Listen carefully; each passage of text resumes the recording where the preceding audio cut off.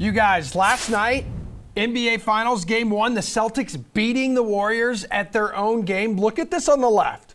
So Golden State was in complete control after opening the third quarter, very similar to how they opened the game, and fuego. But in the fourth, Boston hits its first 7 threes. They were 9 for 12 from long distance in the frame. Part of a 17-0 run in nearly 5 minutes of game time. Like, the Celtics stole this one. In a game, by the way, that Jason Tatum shot 17% from the floor. Banana land. I'm Emerson Latte. Welcome to The Sweat, everybody, presented by DraftKings. We're going to dive into NHL Conference Finals. We got the Rangers and Lightning in Game 2 tonight. Also, top plays in the Diamond and around NASCAR coming up. But right now, we're talking hoops. We got DraftKings contributors. We got Jeff Pratt here. We got Matt Meiselman here. Gentlemen, let's start with our Fantasy Player of the Week presented by Supercuts. And of course, it was Al Horford, the 15th-year big man who turns 36 today, went for a team best 26 points, matching his jersey number in DK Fantasy points with 42. But even more impressive, since entering the game in the fourth quarter, oh, man, at the 6:22 mark, well, 6:22 to go. Look at this. Boston trailing by 1. He drops 11 points, including 2 of his career-high 6 triples. What impressed you the most here about this seasoned vet last night, Jeff? Listen, what I've loved about Al Horford, not only last night, but throughout this playoff run, is he recognizes that this might be his only shot. He played in 141 playoff games to get to the NBA Finals. And when he finally arrived, the moment wasn't too big for him. By no means am I expecting another offensive explosion. He's not going to hit 6 threes again. He never hit 6 threes in his career up until this point. But the fact is, the moment is not too big for him. He stepped up when the Celtics needed him and when the studs were not producing. I am just thoroughly impressed with Al Horford. Happy early birthday. Gave a great birthday present to himself last night. Right, Maddie, I mean, Jeff just said it. It's been a lengthy finals wait for Horford. How much do you like his chances here to do it again in Game 2 on Sunday night? Well, yeah, we could spend an entire show just praising Al Horford. It's incredible. Basically just doing whatever the team needs him to do, right? Like, he's such a versatile player, whether it's rebounding and passing the ball out to an open guy or hitting his own shot, which I guess, yeah, he's just figured out how to shoot threes really, really well in this year's playoffs. As far as like Game 2, I feel bad. I want him to do this every night. So he can't really. I mean, it would be cool if he could make 6 threes a game, but no, I think into Game 2, we should expect him to play well throughout the series, but I think the Warriors will probably stop leaving him wide open, and maybe we see a bit different of a Game 2 from him, but he'll be out there playing tons of minutes, contributing in whatever way he can, because he is one of the best players on this team. He's had an unbelievable season. He's been even better in the playoffs. We shouldn't expect all this shooting every night, but Al Horford's going to be great in this series, and hopefully he can bring home the championship. Yeah, they focus so much on Tatum and Brown and challenging the Celtics role players to step up, and obviously Al Horford did, and then there was Derek White. But what else surprised you last night here, Maddie? Obviously there was Tatum struggling to make buckets, but I'll give him this. The dude recorded 13 assists, setting a new record for the most by a player in his first NBA Finals game, and those assists led to 35 Celtics points.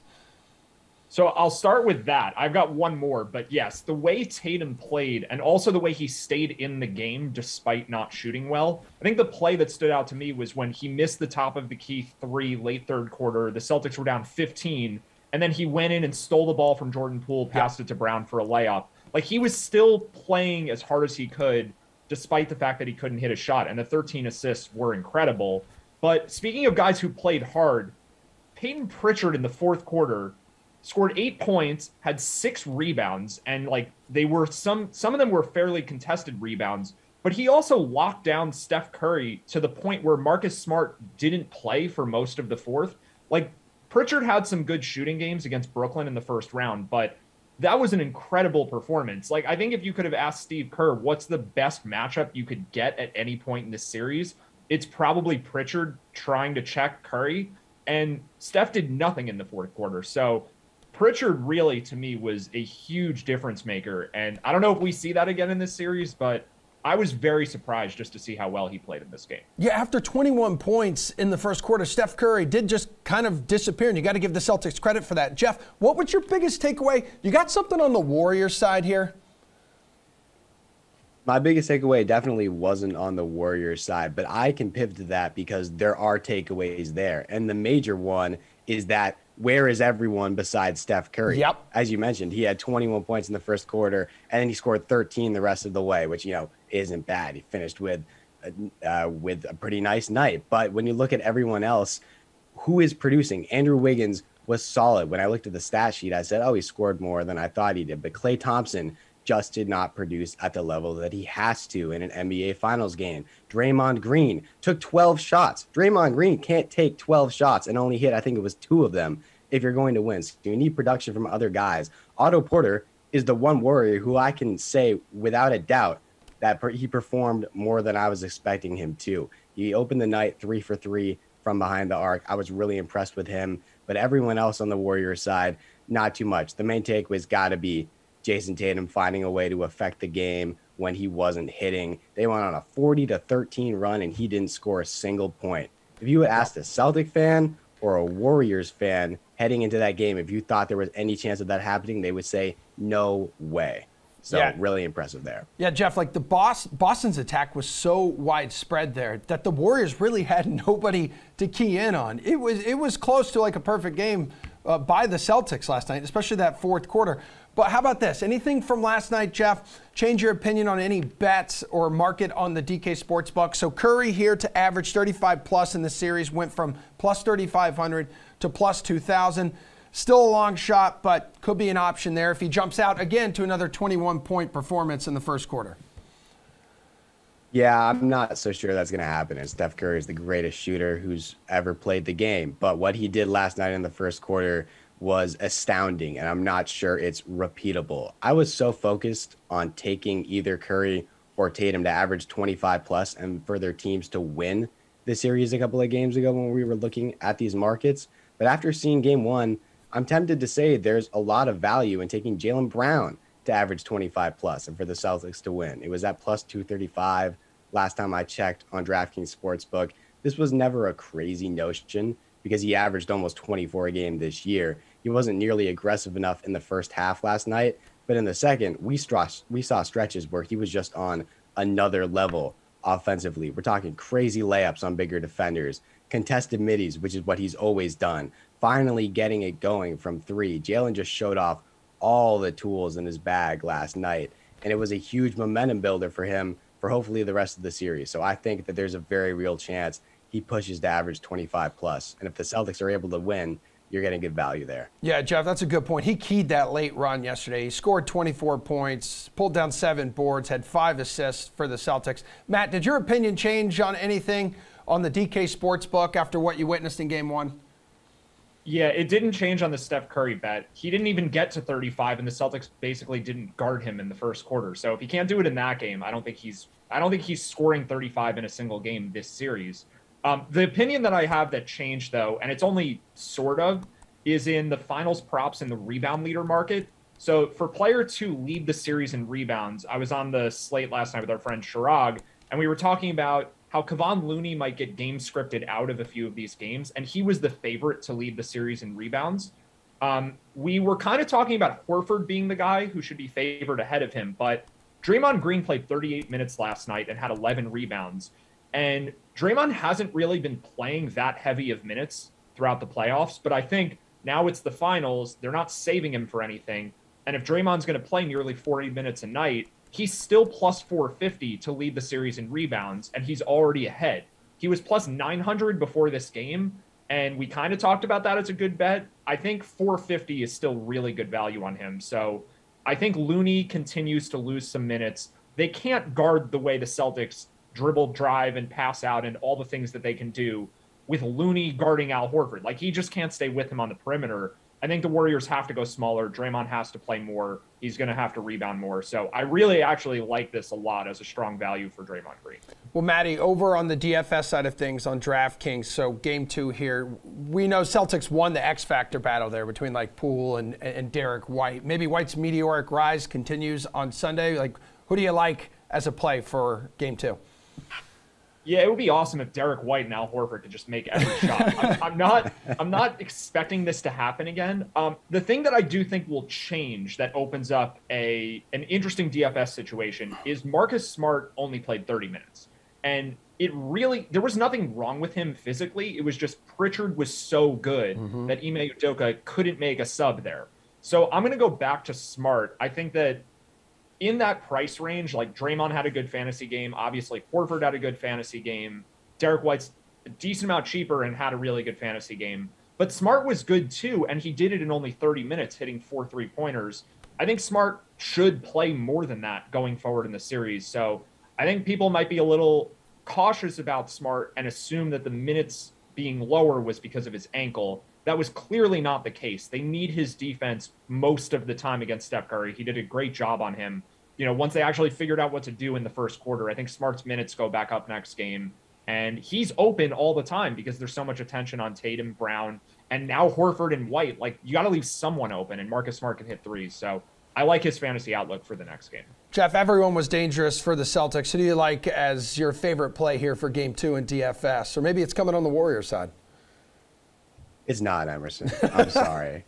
I'm going right back to my guy here. Derek White is only 5,400, as Matt was saying, which is just way too low for the role he's playing in this series. We saw everything go his way in game 1. 21 points on 5 of 8 shooting from behind the arc is just insane production, especially from him. I mean, when he hit that contested 3 on Steph Curry where he was just in his face, you knew Boston was probably going to win this game. He's so pivotal to their success because of his ability to chase Steph Curry around the perimeter and make life difficult for him. But then offensively, he's also found his rhythm as of late as well. We don't need another 20-plus performance from him to return great value. But I expect a solid outing and quite a bit of minutes from him. So I think at 5,400, great value.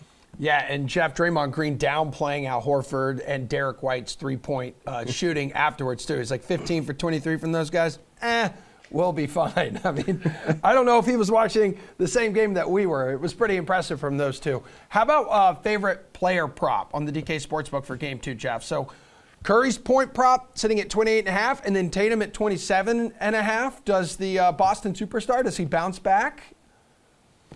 He does. And I'm not even looking at the points prop. I'm going to points and assists. It's set at 32.5 the last time I checked. And I'm going to be honest, he could hit the over on this number with points alone. We've seen this time and time again from Jason Tatum. He responds in a huge way after he has a bad night offensively. And his playmaking was at such a high level in game 1 that if he brings even half of that, he'll clear this total comfortably. I also think there's some value in taking him to record a double-double at plus money. It was plus 285 last time I checked again. He's done it in 3 of his last 4 games, so there's absolutely some value there too. Okay, Maddie, what do you like here for a player prop in game 2? Well, I like the Tatum call, but the guy I like the most isn't listed right now, so I'm going to have to pick something different. Wait, but just what? to allude to it, Derek White, his over-under was 8.5 points last game. There's no line on Derek White right now. I think that all of the odds makers have realized, like, listen, guys, we can't have a number in single digits for Derek White. Like, we're going to have to do some thinking and figure out what his points prop actually should be. So I can't pick that one, but when that comes back, I'll be interested to see what it is. But I do think taking the under on Steph Curry is a good move here. He was 27.5 before game 1. Now it's 28.5, and it's only plus 100 on the under, so no vig there. And the Celtics didn't guard him in the first quarter. And then once they figured it out, once they realized that it's not the Heat, as Marcus Smart was saying, this isn't the Heat series, like, he was never open again for the rest of the game. So I think this is going to be a really, really tough series for Steph Curry. The number's a little inflated because he had the good game 1, but it was all in the first quarter, like we've talked about. So I don't think Curry scores 28 points in this game. I think he ends up being more like mid to low 20s throughout the series, despite the fact that this is now sort of a must-win game for the Warriors. I think his scoring comes in under this. And then overall, just what's your best bet? What's your favorite bet for game 2, Maddie? So Warriors currently 4-point favorites, despite what we witnessed last night on the DK Sportsbook, and the total now up to 215.5. Yeah, Emerson, you don't have to ask me this question. You already know where I'm going with this game. It's Celtics every time. Like, these lines are just terrible. Yeah. The Celtics are the better team. And yes, I understand that the Warriors need this game more than the Celtics do now. But the Celtics also were at a disadvantage heading into game 1 with less rest. And we were worried about Robert Williams. He looked fine. He's got 2 days off. Like, the rest is now neutral. That's entirely negated as a concept. These teams are in the same position. Steph Curry didn't look so great in the second half. Maybe he's getting a little tired. Like, he's much older than every Celtics player not named Al Horford. So I don't have any concerns about that anymore. And the Celtics are the better team. I just don't understand why they're +4, why they're +150 on the money line, why they're only -160 or -170 for the series. The line should be shifted more towards the Celtics. Maybe they will get there at some point. Or maybe that'll happen next season after they've already won the championship. Oh, yeah, something you called, like months ago, right? Yeah, you could say that. Yeah, you certainly did. Hey, Jeff, you know the Warriors are going to be desperate here, man. They can't lose 2 games at home and then be in that 0-2 hole going to Boston, where the Celtics have been phenomenal this postseason. Yeah, they can't win this game, but I'm with Matt. I feel like there's a lot of value taking the Celtics both on the money line and giving them 4 points. I mean, how can we watch what we watched last night and not feel immensely confident that no matter the position the Celtics are in, they're going to find a way to make mid-game adjustments and make life hell for the Warriors? So I think there's a pretty good chance that this series goes back to Boston with the Celtics up 2-0. And if it doesn't, they're going to keep it close.